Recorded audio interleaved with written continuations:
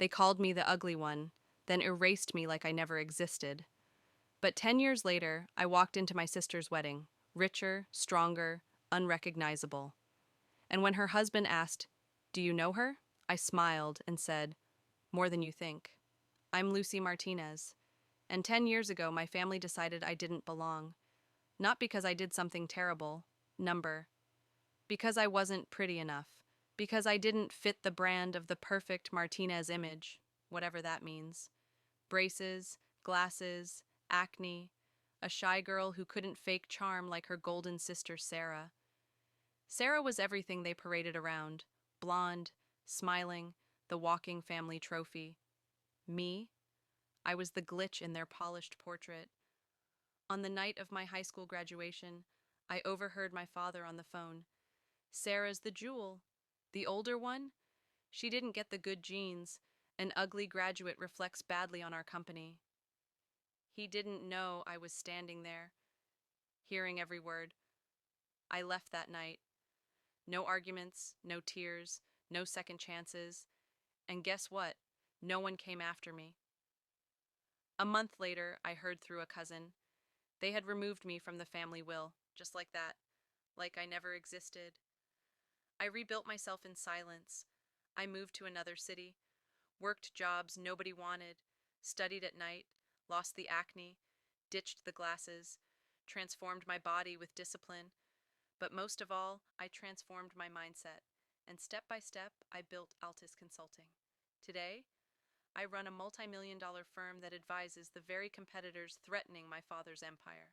Then, 3 weeks ago, an elegant envelope arrived at my office. My sister's wedding. To Michael Fuentes, the heir of a massive real estate dynasty. Was it an olive branch, a cruel joke, or a PR move? I didn't care. I RSPD. I showed up in a deep red dress tailored to perfection. Confident, collected, unrecognizable.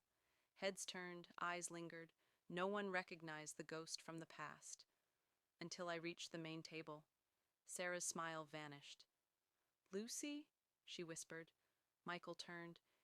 "You two know each other?" I smiled. "More than you think. I'm her sister." Her husband's jaw dropped. He turned to Sarah. "You never told me you had a sister."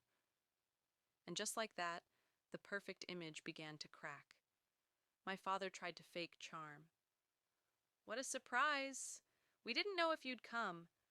I returned his smile. "Family is important, right, Dad?" My mother hugged me like I was radioactive.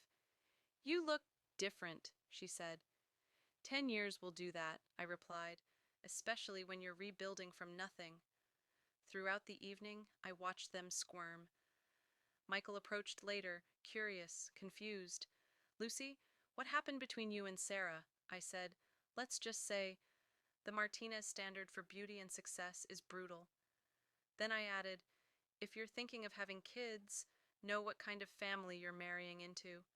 His smile faded. Then came the speeches. My father stood tall, praising Sarah as his greatest pride. My blood boiled. When the MC invited guests to speak, I rose. "Hi, I'm Lucy, Sarah's older sister." Murmurs rippled through the crowd. "Some of you may be wondering why I've never appeared in family photos. Let's just say I walked a different path. One built without my family's approval, but with my own strength." I turned to Michael. "I wish you happiness and wisdom, especially now that you're part of this family."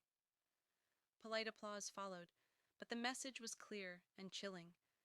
Later, Michael introduced me to his parents, real estate royalty. My father tried to interrupt. Too late. "I'm Lucy," I said, "founder and CEO of Altis Consulting." Frank Fuentes raised an eyebrow. "Altis? The firm that led the Torres-Mendoza merger?" I nodded. "Impressive," he said. "We're considering an expansion. I'd love to collaborate." I handed him my card, while my father stood frozen, his face draining of color. That night, I didn't need to scream. I didn't need to expose secrets. Just my presence, my success, was enough to unravel their entire facade. They threw me away like I was worthless. Now, I stand taller than they ever imagined, not out of revenge, but justice, because sometimes the best revenge is becoming everything they said you'd never be.